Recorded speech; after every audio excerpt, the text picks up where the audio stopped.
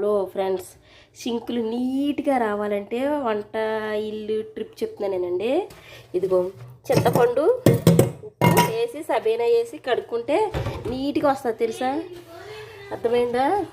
ఇలా ఎన్నెన్నో కొన్ని ట్రిప్పులు చెప్తుంటే నేను నాకు అసలు ఏమి లైకులు కానీ అక్క బాగున్నామని ఇక్కడ కామెంట్ కూడా పెడతారు. సర్లే కొట్టొద్దురే, మీ ఎక్కకదే కొడతాను, నేను మీ ఎక్కను కాదు కదా. సరేనా? మీ ఎక్కనైతే నాకు లైకులు కొట్టి అన్నీ చేయదు.